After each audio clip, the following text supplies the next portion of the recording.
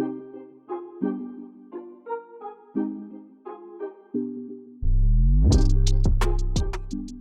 Patrisse. Hi, Moj.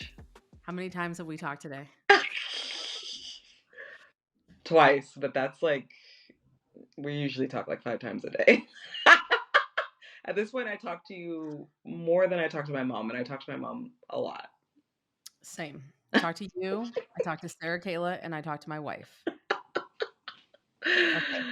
Yeah, Are you going to welcome everyone to Reset the Algorithm, or should I? you both. Hey, everybody. Welcome Welcome back to to Reset the. Do it. Blah. Go. Hey, everybody. Welcome to Reset the Algorithm. This time with Moj and I. That's right. Because you all want to know. We know. So we're going to get into it. As promised, we have been down the belly of culture, politics, identity, and really we're here to talk about new spaces. And you're not wrong to be wondering what we're doing together because it is on paper kind of like a juxtaposition here, but there is a reason, like all things in life, opposites or what occur to be opposites attract. And so we're here to sort of unpack for you what we've been up to and what we will be up to. Yeah, and I think, for me, Moj, we really meet each other like at a critical time in history. I was shouting down the candidate that you were working with, Hillary Rodham Clinton, and I wasn't really BLM in that moment, and myself, we weren't really offering a path for victory for any of the Democratic candidates. In fact, we were really pissed at the Democratic Party. It felt like they had spent their time milking Black votes, but not actually caring about Black people. And you sat me down at this dinner party that I went out of obligation. And you said, "How do we get you on our side?" And I was like, "Yeah, that's not going to happen." But you know what's interesting about you, Moj, that for people who know you, you're okay. Let me say something about how I understand how you are in the world, because in the community organizing world, you would be like classified as like a really good organizer, because anybody else would have like been like, wow, you're ridiculous, as in Patrisse Cullors, you're ridiculous. I'm not fucking with you. And you didn't do that. You actually like stayed really close to me throughout. You're like, okay, well, you're not going to mess with our candidate, but if you change your mind, and you have stayed close to me all the way up until 2020, and then the backlash against me and the canceling, and you were one of the first person to call me to be like, what are we going to do? How do we protect you? And there was very few people who did that. And I think that's one of the reasons why I stay close to you, because it's authentic and it's real, and you're actually like, you're both about business, but you actually do really care about people. And I think that's like an interesting dynamic, because that's not always the case for people like in your world. I really find that the people who I thought were gonna take care of me didn't, and you did. And that has gone a long way, especially since October 7th. Well, there's a lot more to this. And I saw like a business coach recently with one of my partners and she said, "Oh, you really focus in on loyalty. Loyalty really means a lot to Mm. you." So I don't think I'm like a nice friend. I think I'm like a kind friend, but more than even kind, I'm a super loyal friend. Mm. I'm a really good, like I will dig that ditch with you kind of friend. I saw nothing kind of friend. And I'm definitely always the first person to call a person when they're getting dragged in the media because that shit sucks. Nobody understands how bad that is. It hurts. It really hurts. And when it happens, you feel so doomed and unloved and you feel like your life is over because that's how the media shows up. Yeah. And everyone's gossiping about you and everyone's talking behind your back. So um I felt terrible for you when that happened. I thought that was really, really, really fucked up what happened to Mm. you. I thought that was really fucked up. because I knew that you had been working hard at, like, working on film projects, working on book projects. Like, I felt like it was so racist and sexist of people to just assume that if you had acquired any assets that somehow they were stolen.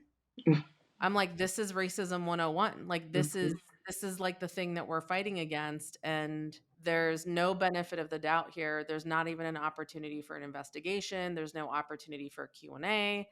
Just nothing. Just assumption that, like, because this person has, a home that they live in, which I would hope the founders of BLM have a home that they own, that they live in. Like, I would hope for their own well-being they own their own home. I thought Mm. that was really racist. And so I'll never forget when we first met at Melody Asani's event, and you were, like you said, like, you weren't even for Bernie Sanders at the time, much less Secretary Clinton. And I was like, very, very sure that she was the right person for the job. Um, but she presents how she presents. And so people don't really know her. And so, yeah, I couldn't get you on that. I couldn't get you to support her, but I'm still committed to you guys actually being great friends. So, which I know in this time and place, nobody wants to be her friend, but I will be her friend publicly. Yeah. Um, because I know the left hates her guts right now, but you know, there's a more she's more good than bad, and I know that it's not a popular thing to say. But yes, you and I were both friends with each other when we were both being dragged through the dirt, dragged out of our organization, dragged by employees, dragged by press. Yep. Um, what you've talked about it a little bit. Yeah. Are you okay now? I'm okay. That's a complicated question. I feel stronger now than I did before. I think as we even talk about it, I'm like, there used to be a time where we would talk about this and I would just start crying. Like I Mhm. couldn't actually, it was too fresh. But I'll say something that feels very important. And I don't even know if I've said this so explicitly to you, but maybe you understand it. Maybe you'll understand. But what happened to me was so psychologically catastrophic because it was the first time in my life where my voice, which has been essentially what I've used to fight and challenge the state and systems, I didn't trust it. Mm, I was so scared to use it to say anything because I was like, at any moment, like they're either gonna kill me or they're gonna try to take me to jail. Like I was like so shaken, and I think it would have been different if I didn't have a child.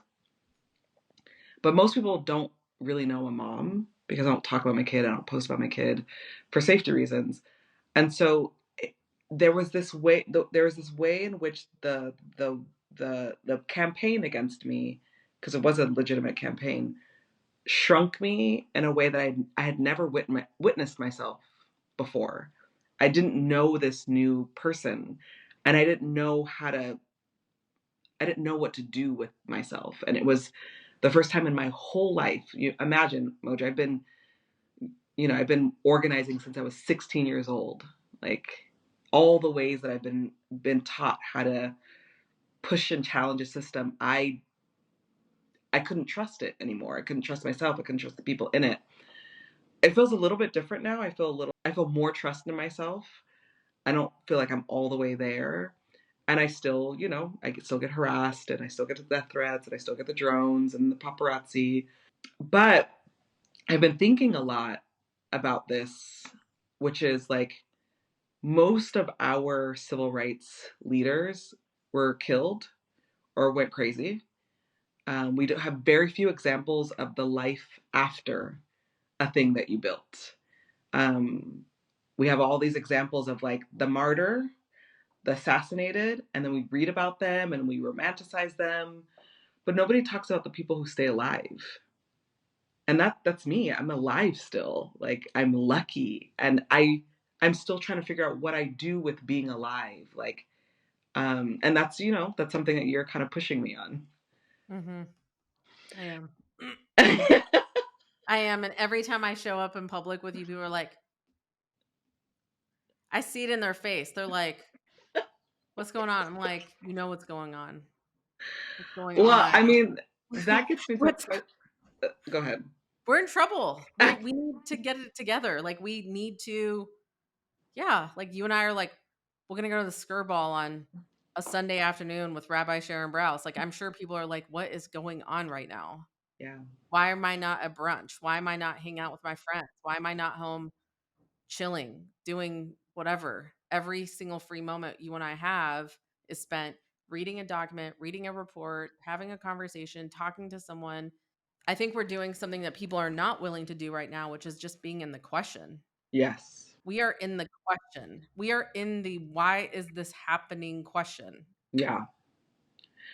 I also think, and this is like, I want to say something to you, which is during the time that I was like really not well, you were like Love it. visibly, well, you were on the front lines around Iran and Yeah. Masa Amini. And so when you and I started coming back together again, you were like, so Iran. And I was like, what are you talking about? Like, I was not well. So I was like in my own world. And you're like, there's a whole revolution happening. It's called Women Like Freedom. And you've spent the last 7 months like educating me. And I want you to talk about it more. Like, why did you feel like it was important to educate me? But also, what are the contradictions that we're seeing? Because there are so many people I've talked about now that you've educated me where I'm like, so Iran. And I get so many different responses. I get responses like, some people are like, that's propaganda and it's not that bad and that's Western propaganda. Some people are like, yeah, we don't really talk about that. Other Iranian leftists that I really care about and adore are like, oh, whoa, you know about that? Like, thanks for talking about that. Like, not a lot of people on the left talk about Iran in that way. And it's been a real mind fuck to know now what I know about what's happening in the Islamic Republic of Iran and like not see our movement and on the left in America like have a robust, clear, definitive response around gender apartheid. It's very uncomfortable. I feel my own discomfort because I feel like I am a late to the party, like and showing up. And so there's a lot of like just my own discomfort. And then I come from a lineage around like Iran and the revolution that like it was a good thing to challenge US imperialism. So I'm not in any way like I don't have all my thoughts like on this, but I am in the question and I am in the questioning of the way the American left specifically has been trained in a lineage that doesn't feel like it's giving the fullest and best response to the realities of many different countries in the region. I know I just said a lot and I asked you a question and then I said a lot. No, I'm what you're watching right now is the hair standing up on the back of my neck because as you re-describe it, I'm reliving the feelings of it all. Hmm.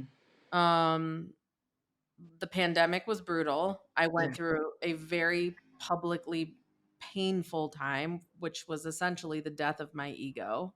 Hmm.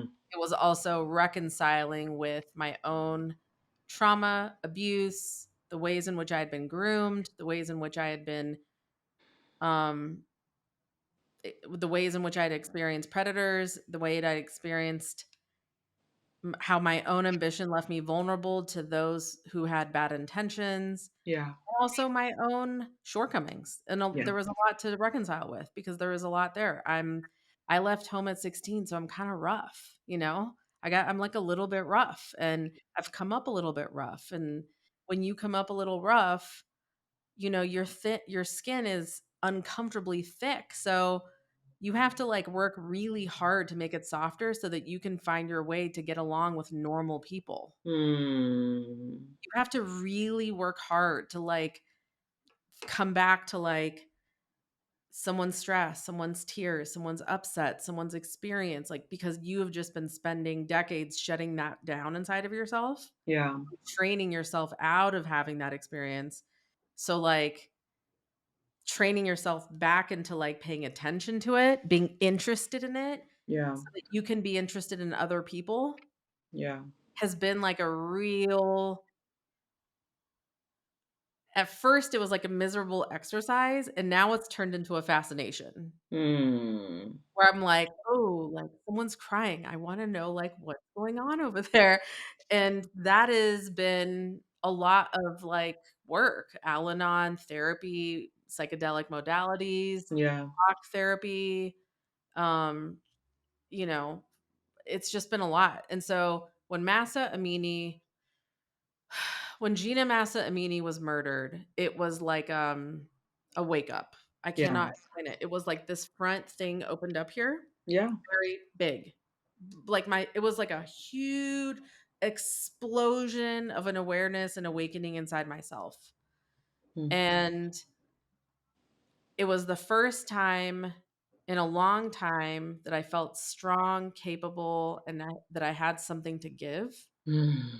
And I realized in that moment, in that exact moment, and if like you look at my feed, like, I mean, I think I was like early, like really, like as soon as it happened, I was like, this, because I'd already been like falling back in love with Iran and the story of my grandmother and thinking about my family. Like therapy had already taken me there because I was Yeah.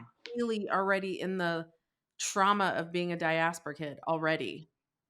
2020, 21, right? What was I missing? What, because like diaspora kids are weird. We've talked about this. Like, I'll just speak for myself. Like the way I get upset and the way I cope, I think is like a function of like like diaspora trauma, because like my parents are so diaspora traumatized that like you compensate for it, and you like operate in a weird way. It's almost like a limp, but then like even though you're healed, you still have the limp because it's like your muscles get atrophied in a certain way. Like your emotional muscles get atrophied in a certain way. And so some people, like everyone's got, either you're like highly disassociative or you're like hyper vigilant, which like I'm hyper vigilant, Yeah. painfully, right? Um and so when Massa Amini was murdered, I couldn't figure out why no one cared. Yeah. I was like, this doesn't make any sense. Like, we Yeah. just went through 2 years of dealing with people being killed by police brutality. Yep.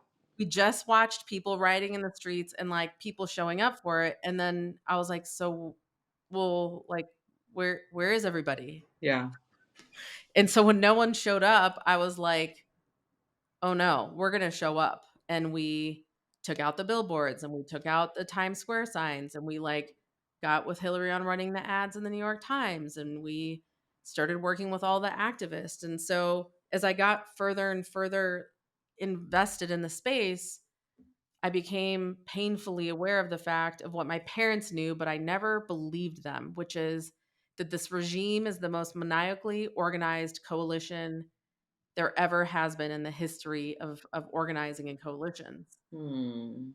And now when I zoom out, I don't call them the Islamic Republic of Iran. I call them the Islamic Empire. When I look at them on a map, I see Iran, Syria, Yemen, I see Iraq, I see Gaza, I see Lebanon, I see parts of Nigeria, parts of Africa. I see their influence into Afghanistan. And I realized that the way that, because they're never going to have a military that's big enough to dominate the West, instead of having physical troops they transport from one location to another, they were just going to grow them wherever they are. Yeah. And that's through academia and media. And it, what's like, what I feel so painful saying this, because like I grew up anti-West. Yes. I grew up anti-West, like, because America was shooting down warplanes, like, America was shooting down civilian planes from Iran. They were selling weapons of mass destruction to Saddam Hussein, you know, Kuwait War, Persian Gulf 1, Persian Gulf 2, Afghanistan. Like I've been watching America just destroy this region for forever. And the whole reason I don't live in Iran is because of the America pushing out the Shah of Iran. And so it's weird for me to say this because I'm not an anti-West person, even though I know the West is complicit in creating a very dark extremism that now is essentially it's completely cancer. It's a cancer in the Middle East. And so how do I explain this? We live in a world that has the Islamic Republic empire, and we live in a world that there is the West, and the West is all of Europe, America, Israel, and Canada. And it's like these two empires are both terrible in very different ways, but the way that Iran does it is, to me, so nefarious and so dark and demonic and manipulative that they do it in a way where they are grooming people to actually conduct their warfare.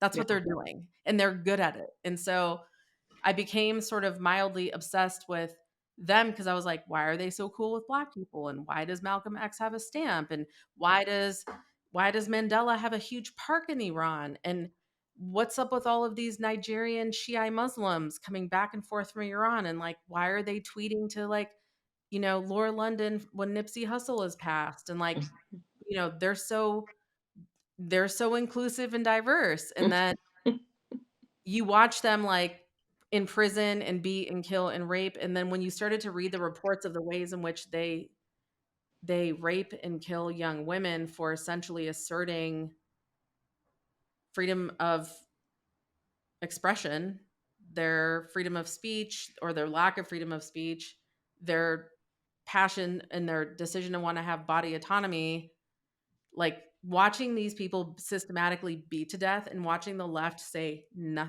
like zero, was fucking psychotic. So I would call you, I would call AO, I would call Charlotte, I would literally call everyone in the movement. I would call the Women's March. I would call, and the only person that wanted to talk to me about it was Hillary Clinton. What are the odds?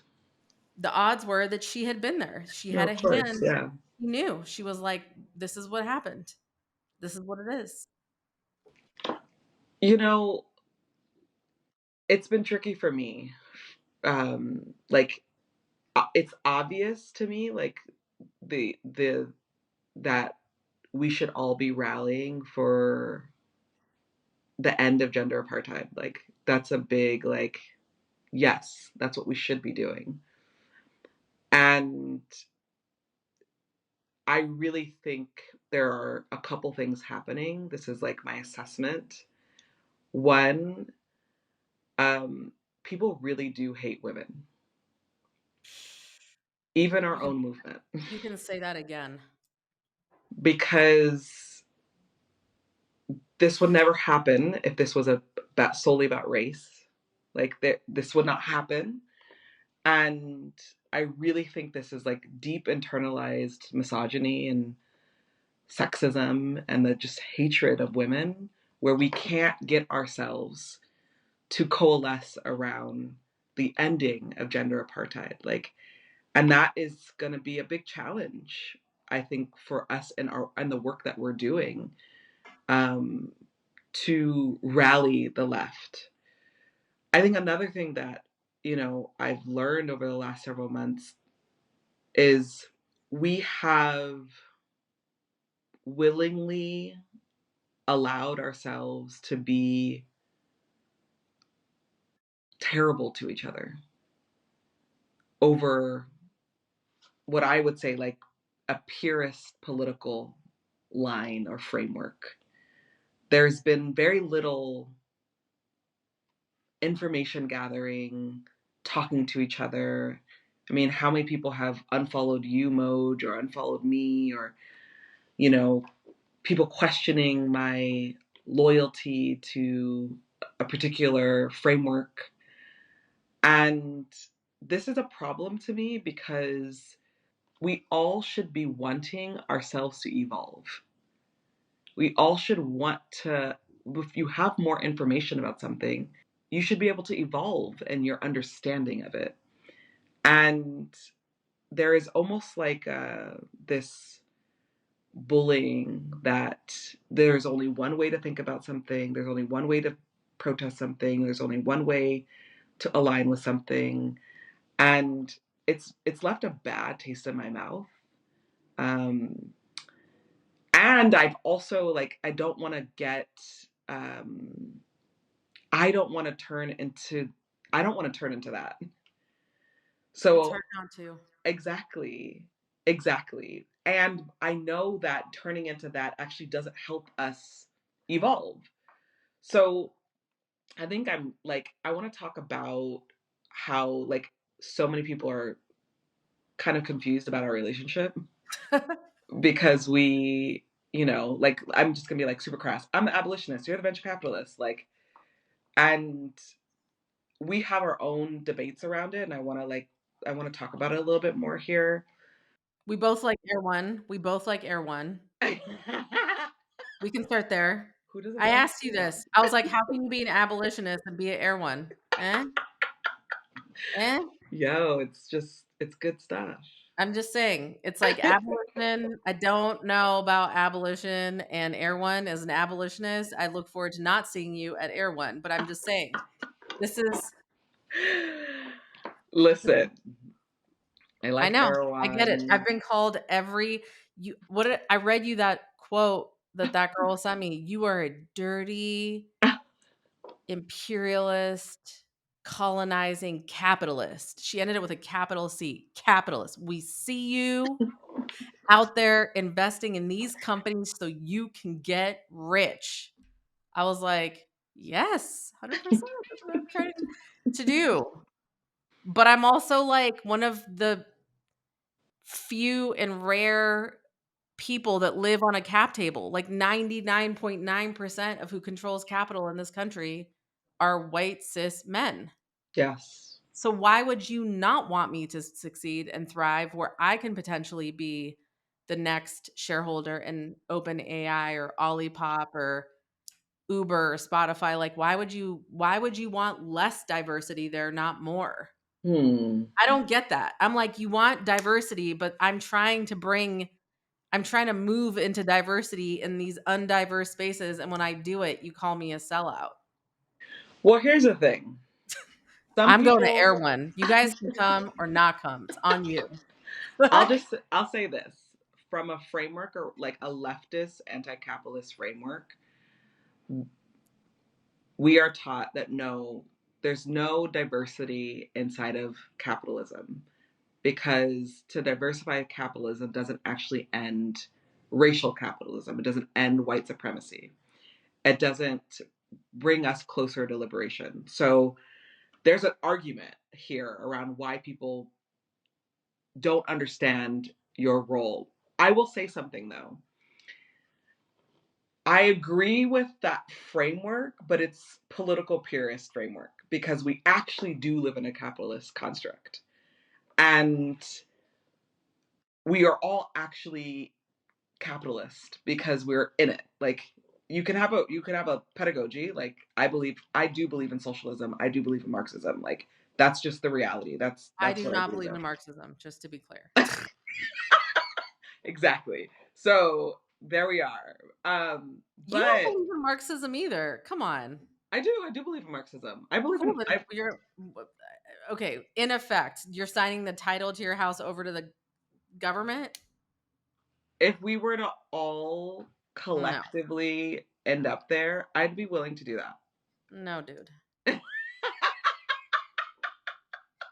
Moj, I would, but this is good information though. Like I I would do that if it means that we are going to end homelessness and that we are collectively going to decide that the collectivization of housing is more important than the privatization of housing.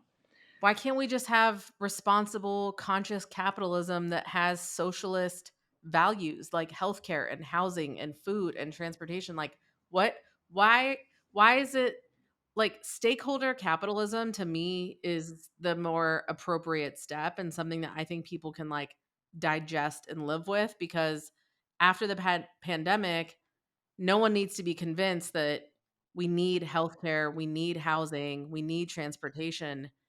When people couldn't get in Ubers and couldn't get in buses to go to work, there was like a crisis of vocation and like like all of these things I feel like have now become clear. And so I don't know I don't know anywhere that operates through an abolition operating system, so you can let me know where that place would be to go visit, what that might look like. But I'm just saying, you know, I look at different aspects of Europe and I look at these beautiful parks and I look at, different modalities of healthcare. And I'm like, well, this seems like America, I think, has gone there's so many things to criticize about what has gone wrong with America. We could talk about our overspending on military, overspending on police, underspending in education, underspending or bloated spending in healthcare. Like we spend enough on healthcare, it's just not going to the right place. It's going to bloated systems and administration, and we're paying,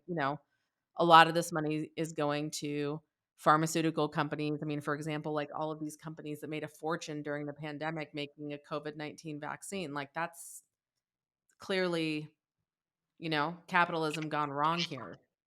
So tell me more about stakeholder capitalism. I want to hear about it. I think stakeholder capitalism, so like part of why I like what I do from like a venture capitalist perspective is I think rather than think about companies through the lens of like a 7-year cycle or on a quarter to quarter cycle, you you have to think about like holistically who are the stakeholders. And the stakeholders include the customers and the stakeholders include your employees. And so when American capitalism to date has been defined by like shareholders and the executive team. And that's really what capitalism is meant to date, which is why everyone has such a, you know, visceral reaction to that. But that's like a lack of imagination to me. Like I look at that and I'm like, well, why would you throw the baby out with the bathwater when we can create capitalism, but we can actually look at how first of all, like I think companies should stay private for as long as possible because when you stay private, you have more control over the company culture, you have more control over expenditures and spending and growth. But like when you look at companies that go public, like what these guys are really like signing up to do is be like in this terrible cycle of every quarter reporting to shareholders who don't give a shit like that your employees didn't get sick days or that they don't have a good maternal policy or they don't have paid leave, when someone's loved one passes away. But like these are all things that like ultimately impact society. Like you and I met up in Kauai outside a store and I won't forget it because one of the things I loved about this grocery store in Kauai was that there's parking for people who are pregnant or new moms. Hmm. Like the most basic fundamental things like duh, duh. Duh. Everyone who knows someone who's had a baby or pregnant knows that that person should have front row parking. Yeah, And so, sure, I guess you could hypothetically sell that parking as VIP in capitalism and say, well, that parking now belongs to VIP. But if societal norms lean into like, this is what it should be, like, I personally don't think you can policy your way through these things. I think you have to change the norms. absolutely. And so, You have to like, change the culture. period. To me, it's Yeah. like with company culture, like, I don't know, am I counting your sick days?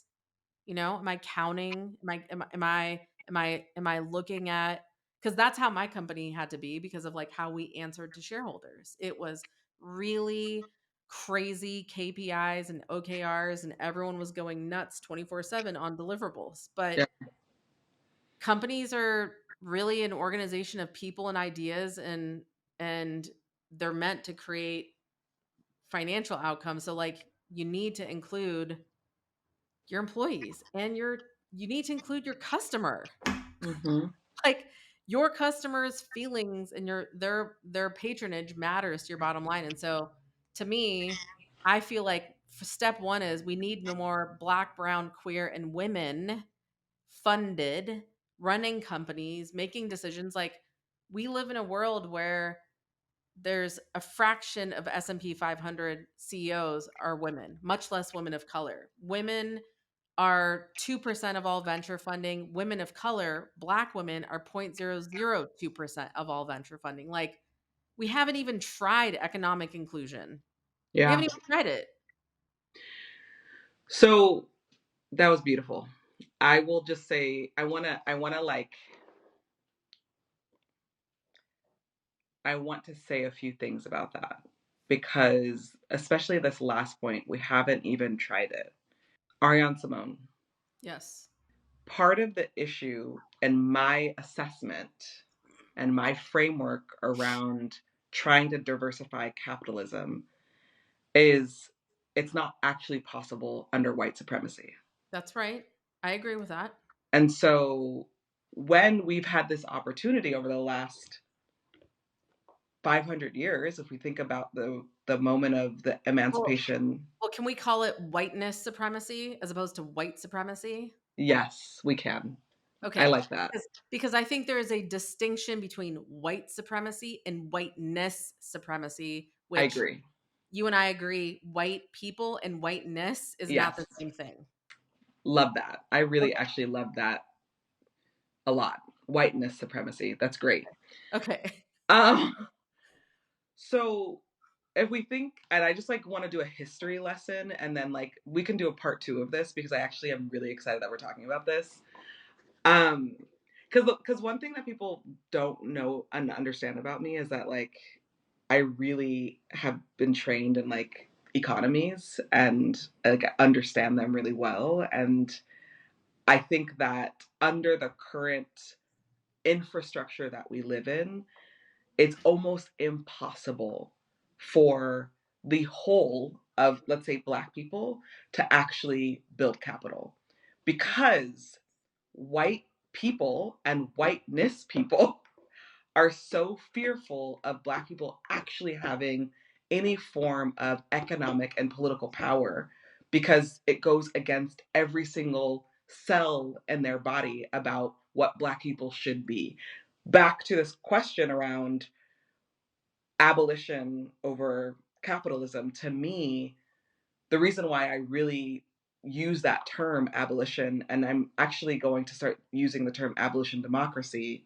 I was about to say, I don't think of it abolition versus democracy. I think of abolition, but like my true love in life is really democracy because that's Yes, well, Du Bois talks about abolition democracy. Du Bois has a whole framework around abolition democracy.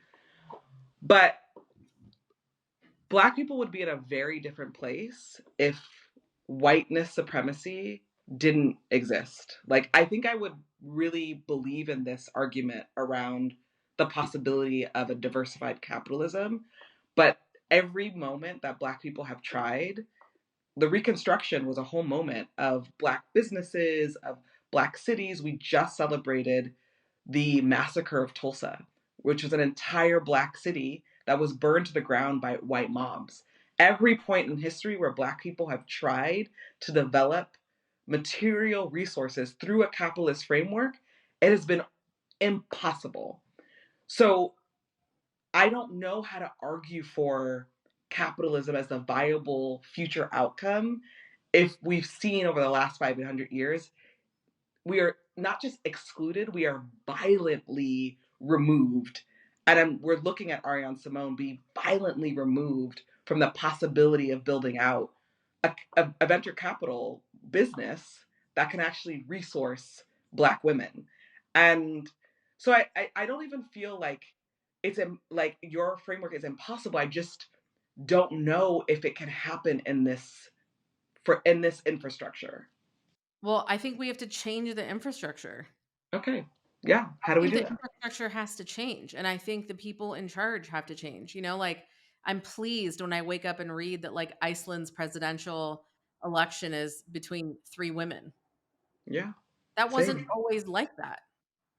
Why is it like that? What have they done? Should we go there and live under their and study what they're doing? Because I believe fundamentally in human beings' ability to evolve. Oh, We're so amazing in this way. Like our brains are like we have these incredible operating systems in here. They're yes. amazing. We have yet to even remotely tap the potential of what we can create, and most of that's because we're stuck killing ourselves trying to operate in systems that are, in my opinion, bankrupt. Yeah. Right? I look at like why no one cares about Masajina Amini, and I'm like, well, the left is like you have lost, like you need to be closed for renovation because you're like straight up not caring about the like 36 gay people that were killed in Yemen, the 5 people that were crucified. You don't care about the Nigerian girls who have been taken by jihadists and like held hostage and abducted. Like there's too much there's there's a lot going on right now, but I feel like or whether it's like the GOP that just like overruled today that like the 28,000 people in Texas who've gotten pregnant from rape are legally restricted from having an abortion. Like we are living in a world of intense levels of extremism, and it's because I think fundamentally one, we've focused on the wrong stuff, not wellness, not Mm, well-being, and not care within communities and society. And two, women, black, brown, and queer people have convinced ourselves that these systems are so whack that they don't deserve us, we shouldn't participate, and they just fucking suck. So therefore, we've all run away and become like academics and thought leaders and activists and like everything else but the people that actually like control the levers. And I for in this moment of time fundamentally disagree that we should be running from those rooms of power. I feel like we need to be doing what Ariane Simone is, which is banging down the door, crawling under the door, crawling around the door, coming through the window, coming in through the ceilings, coming in through the pipes, coming in through the air conditioner, like like coming in as the staff, coming in as the manager, coming as the yeah. like Yeah. I'm it is not beneath me to do any of those things to get in there. I will Yeah. do all of those things. All of it. I will clean the room to get in there. I will serve the food to get in there. I will take the notes to get in there. So, Because what happens when we're not in there? no, of course, we see what has happened. Yeah, I mean, 1979 Iran Revolution. That's what happens. No one or JCPOA. Let's give Iran 200 billion bucks, but not have one thing tied to women's rights, human rights. of course. Let- Moj, to be continued. There's more here. I don't disagree with like an inside out strategy. I actually think the problem with the left is that we don't think bigger. One of the biggest reasons why I was so, and not just by the right, but also internally inside our movement, I made mistakes. Let's be clear. I wanted to just like, I really appreciated you naming like ego death and like learning about your shortcomings. Same, like I made a mistake. I never thought BLM would become what it became. Like, definitely wasn't prepared for $110 million to come into our coffers. I was like, oh, and neither was the left. The first people that were upset about us receiving money were black people. They're like, "What are you doing with the money?" I'm like, "I don't know. We just got it. Like, hold on. We need to figure it out." But it was like so much suspicion. There's so much suspicion from the left about resources, money, and power. There's almost an intolerance. I think we should reframe that of there's so much suspicion for people who have been through trauma, Mm, right? Whether that be Jewish people, whether that be black people, whether that be Iranian people, whether that be queer people. These traumas manifest, as my therapist says, into narcissism. yeah. This is what happens when Yes. you do not manage that trauma like it's like you know, like you got to mow the lawn like every week. It's not like a Yeah. one-time thing, it's like an all the time thing, you know? Yeah. If you don't manage that trauma, it literally explodes into eating your own. Yes. And that's why I came for you. Like it was because I was watching you I for same thing for me. Who it was my own. It wasn't like was none of my conservative and it was all like super duper left Z's that I wasn't, Z enough. I wasn't woke enough. And I think for you, when people came for you because of what your financial strategy was, everyone knew that you had just come into this. So of course, what what could you possibly even know within 60 days of that headline? And of course, the headlines ran, I'm sure, before the money even hit the bank account. Yeah. I think I want to explore the strategy of like an inside outside strategy because I don't think it's all of what I'm saying and I don't think it's all of what you're saying. I think we live in a certain context right now that we actually have to deal with, and figuring out an imaginative, robust strategy that actually, like, when you said we need more people doing what Ariane Simone's doing, I'm like, oh, I don't disagree with that because in some ways Ariane Simone is so alone. How isolating it must be because she is pretty much the only fun that's doing this. But imagine if there were 50 and if they try to suit all 50 and then what that would look like. So there is an organizing strategy. What I want to make sure is heard from me is like, we can't abandon the grassroots strategy and we can't abandon this other strategy that I don't know what to call yet. Is it's the capitalist. I don't know. We can't I feel abandon. like my roots is also the grassroots I strategy know. because compared to the people I deal with, I'm like a piddly little nothing. Dude, I'm not Elon Musk who on an idea for an AI company went and raised 6 billion bucks. Let's put it into context here. I am a little teeny tiny speck. I'm the grassroots within that crazy ass Yes. forest. Yes.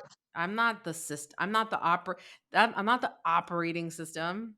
Yeah. Someone DM'd me the other day. They're like, "You could go to the White House and just tell Biden to stop selling arms to Israel." And I'm like, "I love that you think that I'm that." They're like, "I read about you on the internet." And I wanted to tell them the people in charge of these decisions, they're not even on the internet. You're just mad at me because that's who you can find. Yes, You which is don't real. know who's on the Proximity. committee of arms. You don't know who is on that committee to sell the arms. Yeah. You don't. Do you? I don't. No. Right. Exactly. Well, that's who's deciding.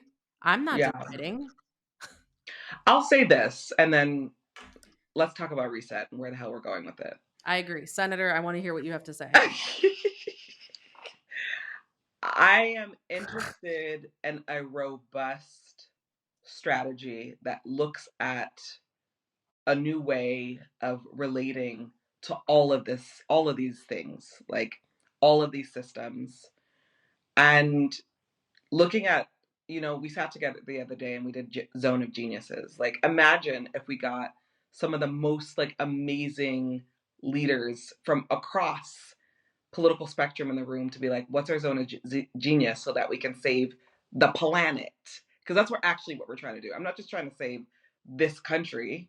I'm trying to save the fucking planet because it's on its way out. So that to me is like interesting. Like, I don't think it's one strategy. I think we have to like, what is the full strategy here? I'm interested in that. Okay, I'm putting a period on that. Right. What's next for reset, Moj? What are we doing? Well, I think to everyone who's listening, what you've been listening to is like a beta test. And we sort of decided after the 7th to kick off this beta test to see what it would look like to have courageous conversations, to go and explore different ideas. We've interviewed a ton of amazing guests. And it's been a real privilege to meet a lot of these people and to hear what they think and how they feel and how they see life.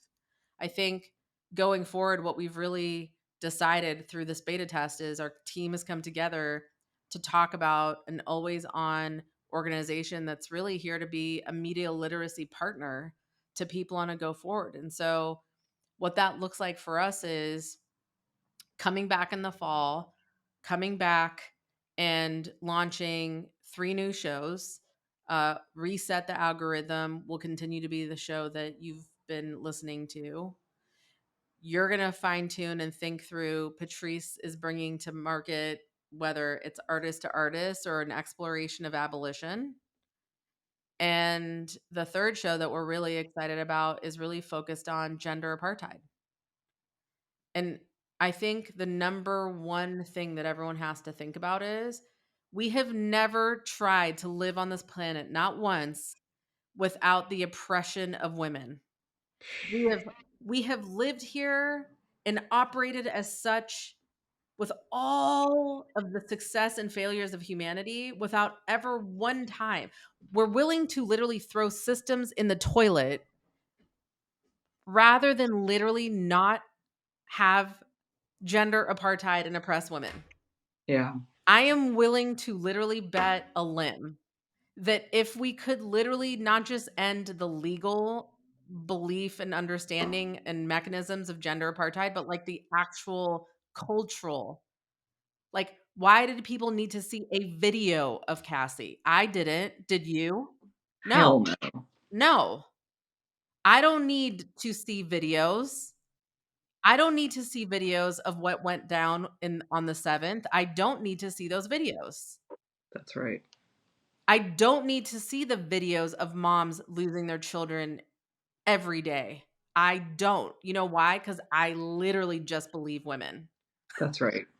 It's very simple. I believe women in DC. I believe women in Iran. I believe Ariane Simone. I believed you. I believed me. Like it's like, Mm. and so so we're doing a show on gender apartheid, which obviously we're very passionate about because gender apartheid includes women being able to divorce their husbands in Missouri when they're That's married right. to them, but these men have put into law the fact that if you are knocked up, you can't get divorced. So that to me is gender apartheid. That's right. Or if you saw in Australia, was it Australia most recently or New Zealand, who they're putting together a men behavior like campaign, like the government, Wow. because the domestic violence issues have risen so high Right. that now the government is stepping in around men's behavior. I mean, Yes. that's This where is we're at. all gender apartheid to me. Yeah. It's like gender apartheid includes like why there are no women in the cabinet of Bibi Netanyahu. You know? No, but like these are like this is why I'm saying women and minorities. I'm like, I beg of you, believe in yourself enough to at least try one round of these systems with you in charge.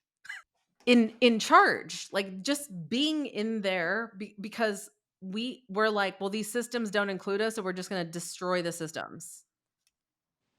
I don't know. I just Yeah. anyways. Yeah. This is like a I know this is my hang up in life, which is I just firmly believe that like, we talked about the Tulsa massacre. Like we know that a lot of these issues live not just within white men, but they primarily actually are festering within white women.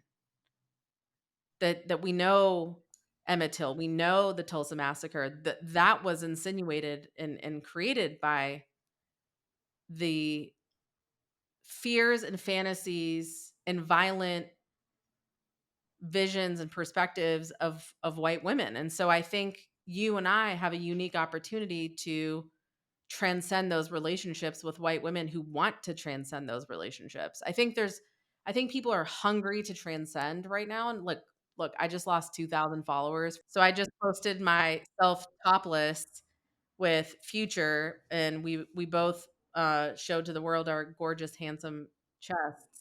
And I literally lost for the first time in my life like 2,000 followers.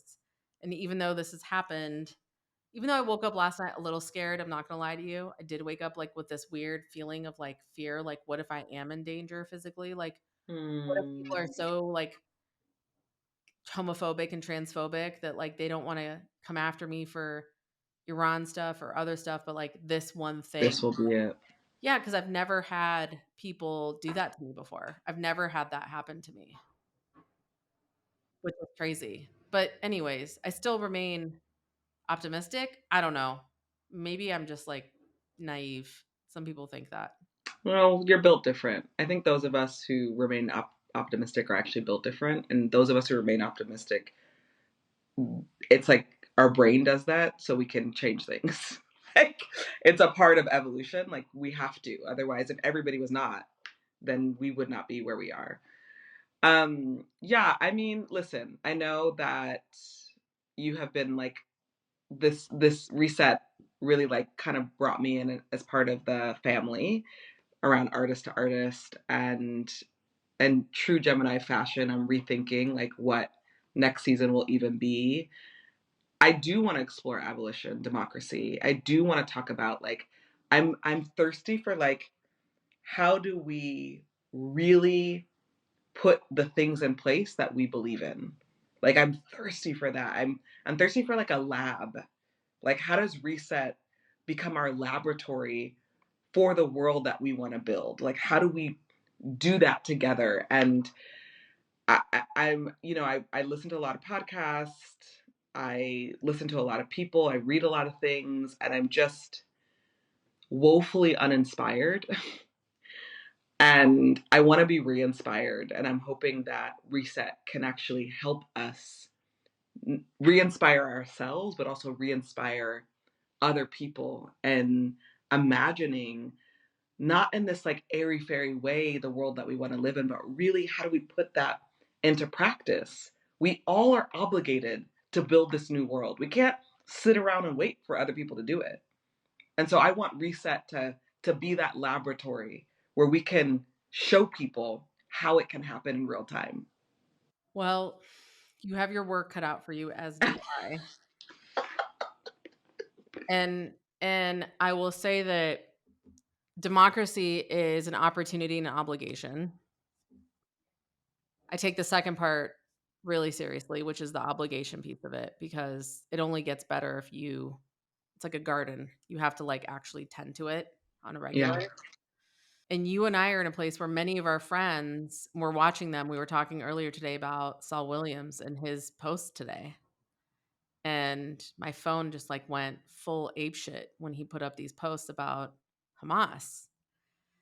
And you and I are in this weird place where we actually have the community and credibility with so many folks right now, both, I hate to say this because I hate thinking about it like this, like on the left and right, and on the pro Israel and the pro Palestine and the pro Iran and the pro, like the, you and I have more networked connectivity than I would say most. Yeah.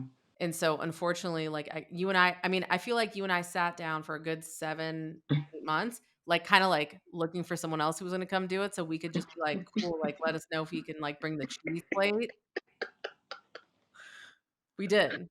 We Yes. did do that. We were like, Yeah. we'll just show up with a bottle of wine because they're going to do it. And then there you and I are like co-hosting like a standing together interfaith Shabbat. Nope. Right. So we're going to talk about, I'm curious for you hearing about this Saul Williams post and reading Yeah. the post of like him talking about how the left needs to not separating Hamas from Palestinian people, like knowing what you know about the Islamic Republic, knowing how they literally stole your Twitter feeds, your cyber attacked BLM, like straight up embodied BLM so they could move amongst you unnoticed. How do we talk to the Sauls of the world, Patrisse? So it has to happen in phases. And this is where like my organizing background really kicks in, which is like we need to do the reach out to our friends and our community and we need to have like real conversations over time. Like Hamas isn't it, just like Bibi Netanyahu ain't it. Period. Like this is not even like a thing. And it's the wrong hill to die on to me. People are literally dying by the tens of thousands. And we watched a whole music festival get people get murdered at it and are hostages, and I don't know if those families are going to get their family members back, those You know, you 125. we know that. Like, I mean, Exactly. we know So like a for me, 9-month old. Like, do you think a 9-month old is have survived. And I hate these people. I I hate know. everyone. I hate I everyone. I know.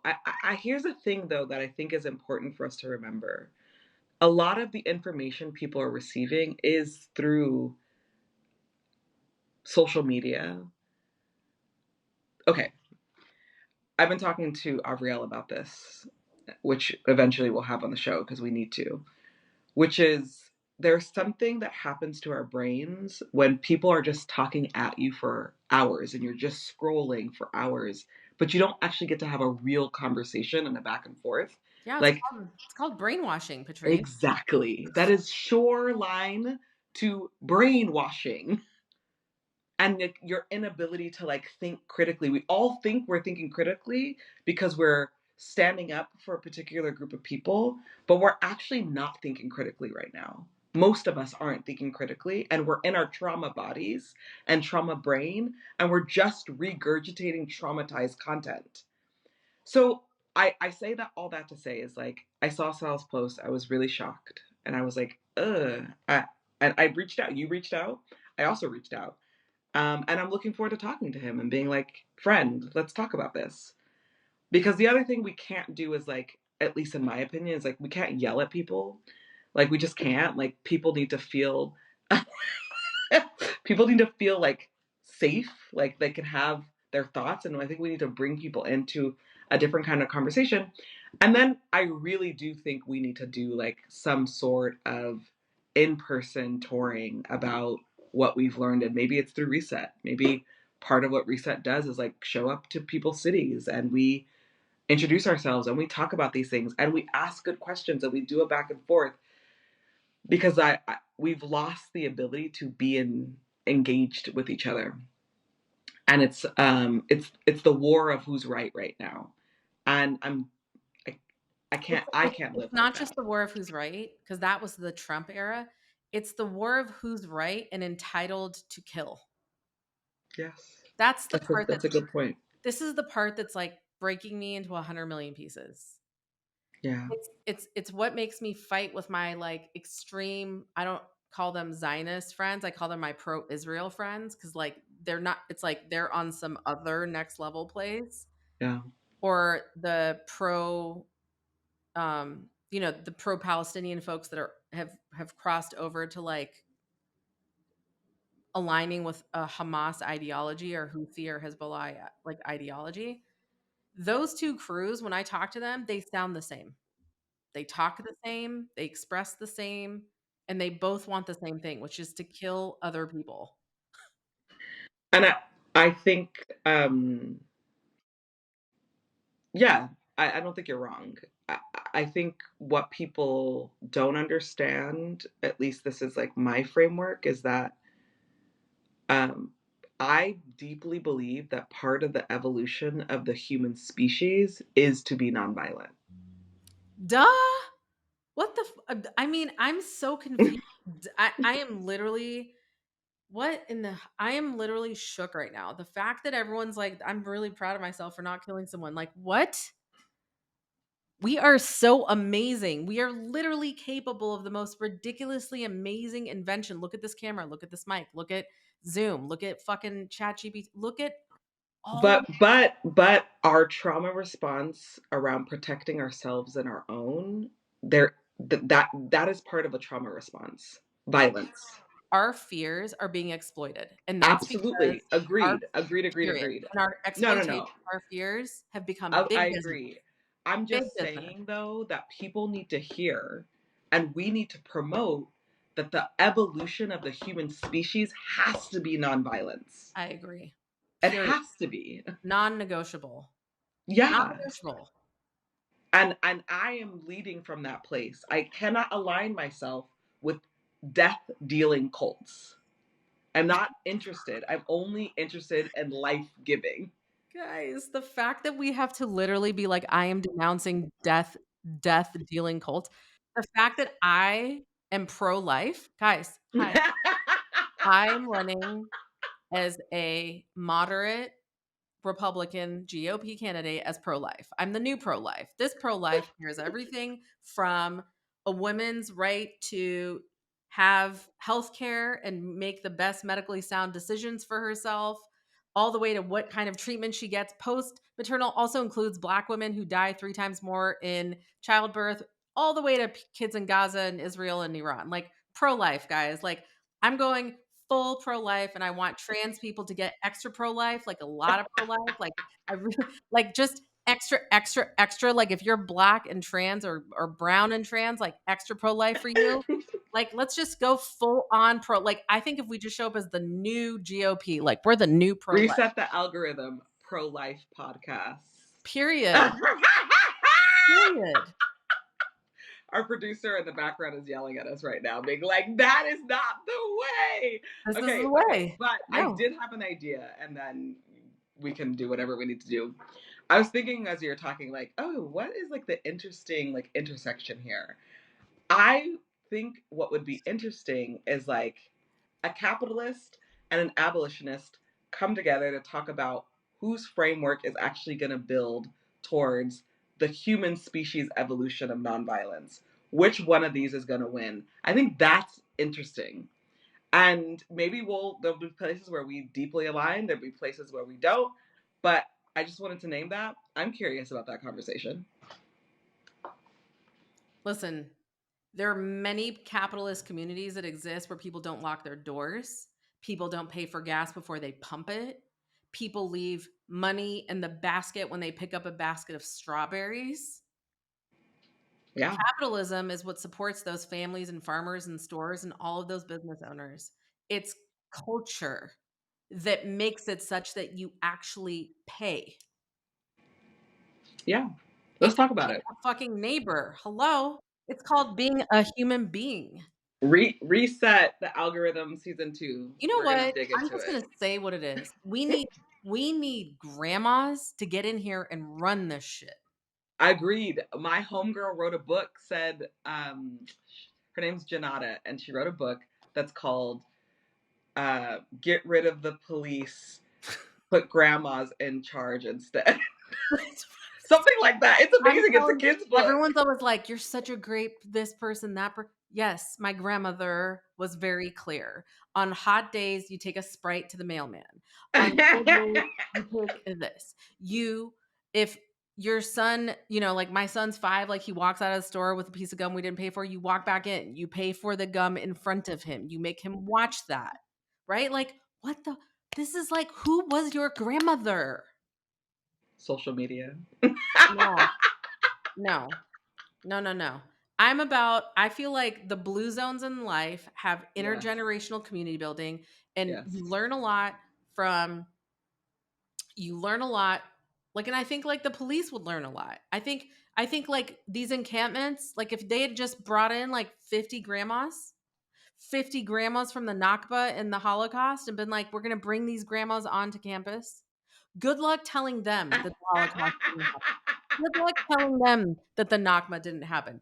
Good luck telling them that their lives don't matter, their safety. No, they're not going to have that. They're going to rip you. You're going to be crying. You're going to feel bad, and you're going to get some manners, grandma. Yo, I love this.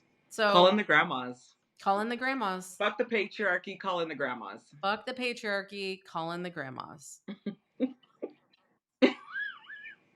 Season 2, reset the algorithm, bringing in the grandmas. Bringing in, in.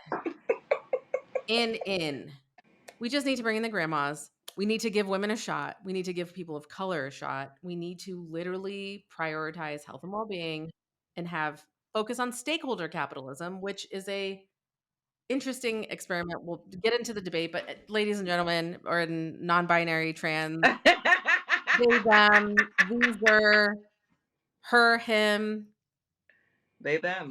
and intergenerational folks in all languages, because I know you guys listen to this from all over the place. Thank you for joining this first beta test, this first season. It has been an absolute privilege. It's been an honor. Thank you for coming with us on this journey. We are going to come back in a very, very sexy way for you in season 2 with a few new shows, a bunch of formats. We're gonna get into it. Yeah, and thank you, Moj, for embracing me and the work that I'm doing, where I'm trying to figure out the intersection of art, abolition, culture, and how we build out a new world. And thank y'all for sitting with me for Reset the Algorithm Artist to Artist for season one. It's been really inspiring. It's been a ride. And also, I'm excited about where we go next. And Patrisse, Roya, and I want to especially thank Kayla and Sarah, who've really busted their buns to put together a team around these projects and these shows, and have been the most patient, the most committed, the most passionate about bringing this vision forward. This beta test that we just dreamed up like in the first week of the year, and literally by the third week of January had launched it. So, um, thank you to the team. Thank you for everyone listening. And that's it. We'll see you for season 2 of our new Reset the Algorithm and all of our new shows. And Patrisse, I told you so. Love you.